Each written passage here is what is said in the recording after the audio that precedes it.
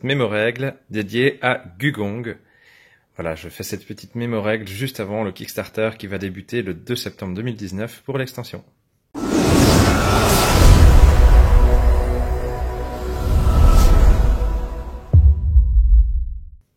Commençons tout de suite avec la mise en place.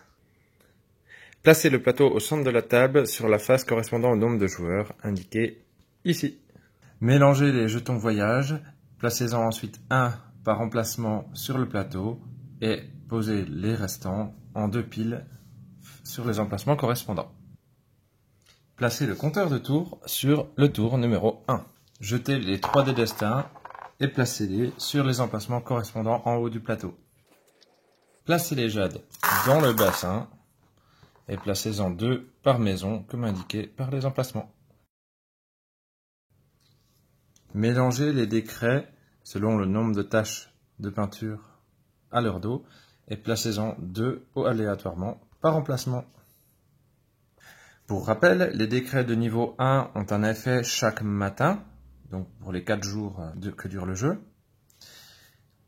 Les décrets niveau 2 font des effets dépendant de certaines actions. Et les décrets niveau 3 rapportent des points en fin de partie. Un autre rappel, les points de victoire indiqués en rouge sont à prendre immédiatement, quand les points de victoire violets sont à prendre à la fin du jeu.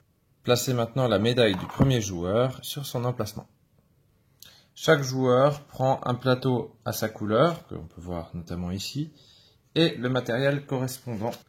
Il place les 3 bateaux près de son plateau. Il place son double serviteur sur la case correspondante. Parmi ces pions serviteurs, le joueur en place 6 sur sa réserve. Ce sont les pions utilisables lors de son tour. Et il en place 6 autres qui serviront de pioche. Les 4 autres éléments à sa couleur vont être placés sur le plateau. Le pion intrigue ira sur la piste intrigue. À savoir qu'on placera d'abord celui du premier joueur, puis celui du deuxième joueur au-dessus, celui du troisième, etc. Le pion point de victoire va être placé du coup sur le plateau, ici, en case 0. Le pion voyageur sera placé d'un côté ou de l'autre du plateau, près des tuiles voyage. Et enfin, chaque joueur placera son émissaire sur la piste de l'empereur. Parlons maintenant de l'installation des cartes. Il va falloir regarder l'icône ici, en haut à droite. L'icône avec les yin-yang sera la pioche que vous allez devoir mélanger et laisser de côté près du plateau. Ensuite, vous avez les éventails qui ne sont pas colorés, qui sont vides. Ça correspond aux 7 cartes qui seront placées sur le plateau au départ. Placez-les aléatoirement avec une carte par emplacement. Ces 7 emplacements pour les cartes correspondent aux 7 emplacements actions que l'on peut faire pendant le jeu. Choisissez un premier joueur, distribuez-lui le set de 4 cartes avec l'éventail qui a un petit bout coloré. Le deuxième joueur aura ceux avec 2 bouts colorés. Le troisième joueur celui avec les 3 morceaux, etc. Chaque joueur prend alors les cartes dans sa main. Ici, il s'agit d'une des fausses. On donne également au premier joueur le jeton premier joueur. Vous êtes désormais prêt à jouer. Le jeu se déroule en 4 journées, indiquées sur le plateau ici. Chaque journée sera divisée en 3 phases qui sont rappelées en haut du plateau et également sur votre petit plateau personnel qui a comme une aide de jeu ici. On aura donc à chaque fois le matin, qui est une phase un petit peu d'entretien, de préparation, la journée qui sera une phase d'action et la nuit qui sera une phase un petit peu de scoring. Commençons tout de suite avec la phase matin. La phase de matin sera ignorée lors du premier tour. Vous l'avez déjà fait lors de la mise en place. Lors des phases matin, à partir du tour numéro 2, voilà ce qui va se passer. La personne qui a la médaille premier joueur prend le pion premier joueur et est désormais premier joueur. Ensuite, remettez de la pioche des jetons voyage sur toutes les cases vides du plateau. Vides, donc où il n'y a pas notamment de pion joueur. Relancez les 3 dés du destin et placez-les sur leurs emplacements. Ensuite, les joueurs qui ont réussi à avoir un décret de niveau 1 reçoivent les récompenses indiquées.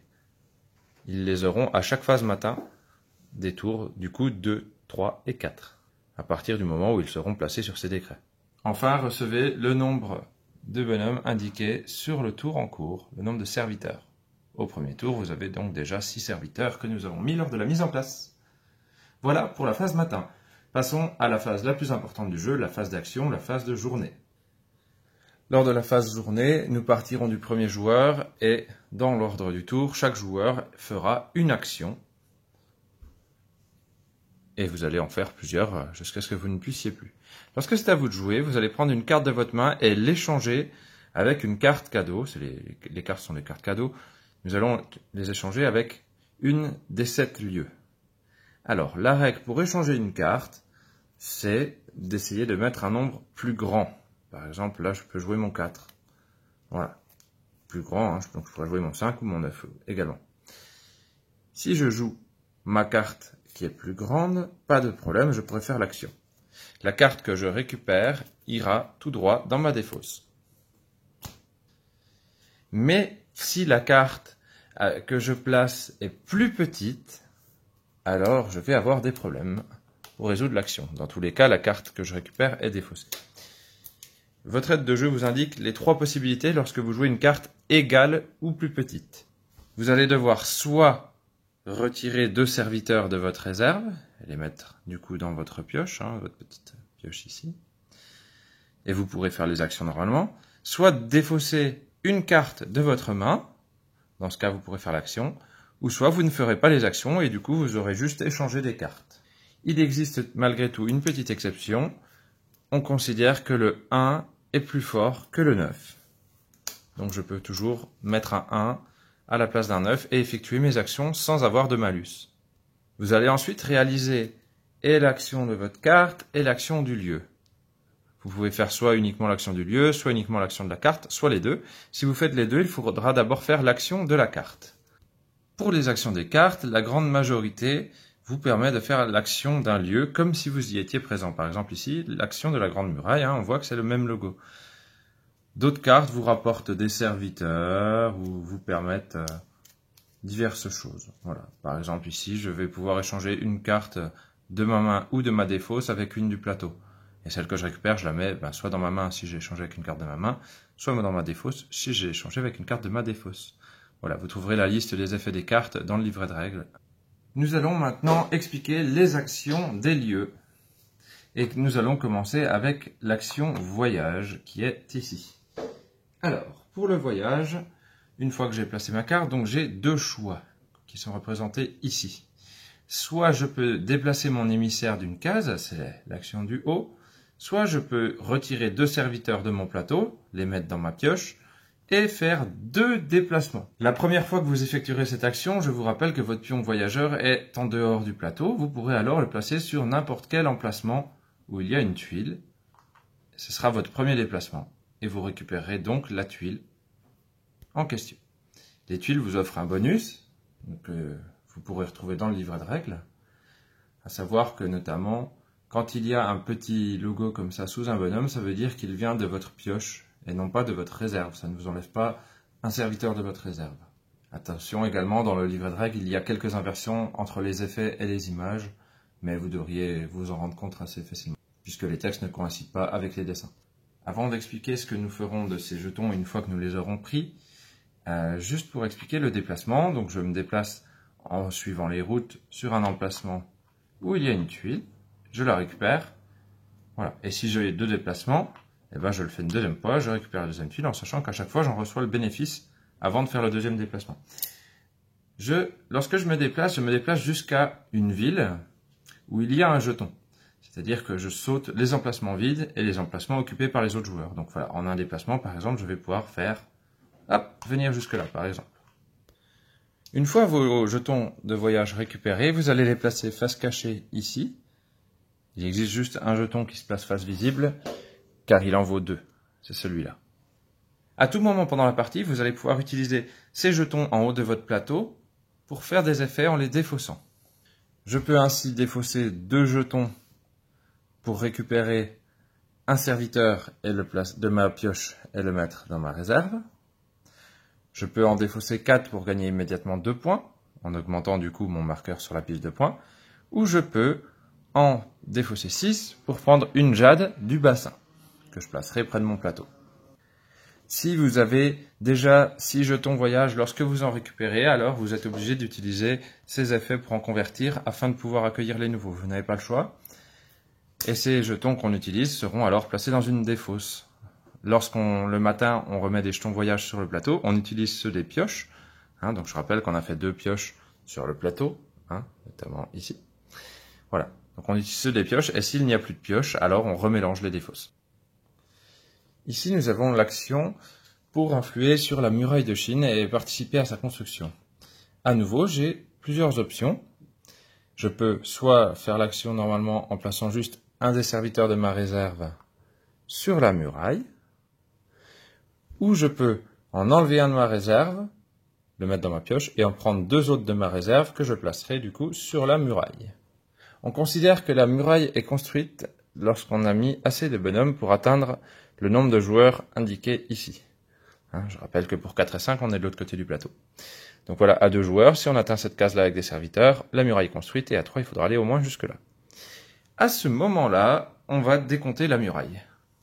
Lorsque l'on décompte la muraille, le joueur qui a le plus participé à sa construction, ici ce serait le joueur orange, donc celui qui en a le plus va gagner 3 points, et va pouvoir avancer son émissaire sur la piste de l'empereur, d'une case. En cas d'égalité, et ce sera comme ça pour toutes les égalités du jeu, c'est le joueur le plus avancé sur la piste d'intrigue qui sera vainqueur. Donc là, ce serait le orange.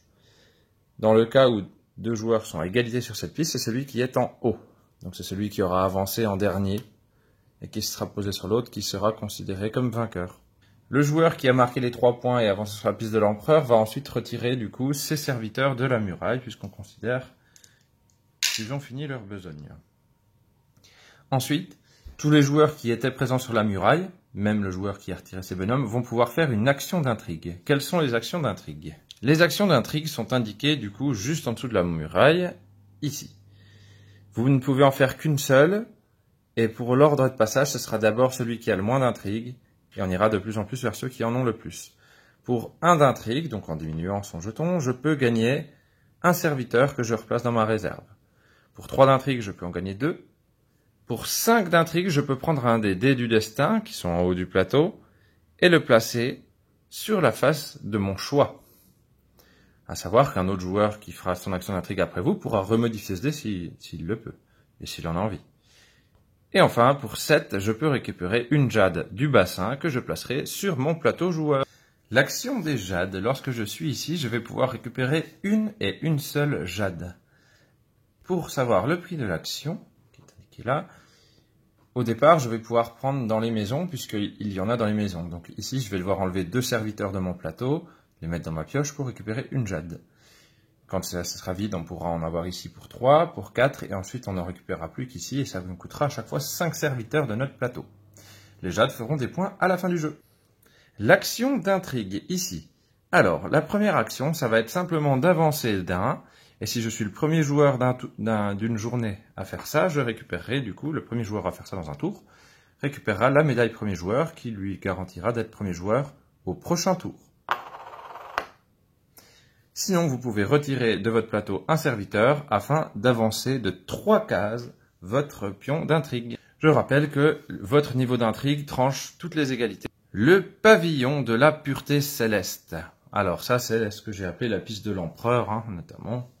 Voilà, donc vous pouvez soit avancer de 1 votre émissaire, ou vous pouvez retirer 2 serviteurs de votre plateau pour avancer de 2 cases d'un coup, et augmenter en même temps votre niveau d'intrigue d'un cran. Vous arrivez tout en haut de cette piste et que vous avancez, vous allez vous placer sur l'emplacement qui rapportera le plus de points de victoire à la fin. Ensuite, une fois que vous serez en haut, à chaque fois que vous devrez avancer d'une case sur cette piste, vous gagnerez à la place 1 point de victoire. Attention, cette piste est super importante puisque si vous n'arrivez pas jusqu'en haut à la fin du jeu, vous ne marquerez aucun point. L'action décret. Alors, pour me placer sur un décret, il va falloir prendre en compte plusieurs choses. Comme indiqué ici, déjà il y a un nombre de serviteurs qui dépendent du niveau du décret. Les niveaux 1, comme indiqué ici, coûtent 1 serviteur. Ceux-ci coûtent 2 serviteurs. Et les niveaux 3 ici coûtent 3 serviteurs. Donc déjà, il faut que je retire ces serviteurs de ma réserve. Et il va également m'en coûter 1 de plus par adversaire qui a déjà fait ce décret. Donc par exemple, ici, je vais devoir retirer 2 meeples de ma réserve. Mais dans ce cas-là, ce sera 2 serviteurs de ma réserve, plus 1 pour l'adversaire, donc 3. Vous marquez alors les points de victoire si c'est un décret niveau 1 ou 2. Je rappelle que les niveaux 3, ce sera en fin de partie. Et vous commencez à bénéficier du bonus indiqué. Voilà pour l'action décret. La dernière action, c'est l'action du grand canal. Alors, vous allez pouvoir soit mettre un meeples dans un de vos bateaux et déplacer un de vos bateaux, ou alors juste déplacer un bateau, ou alors juste mettre un meeples dans un de vos bateaux. Donc voilà, par exemple, si j'avais un bateau ici, donc un bateau il est jamais vide, il y a toujours un meeples dedans, voilà, je pourrais du coup en prendre un de ma réserve et le rajouter dans le bateau. Puis déplacer le bateau.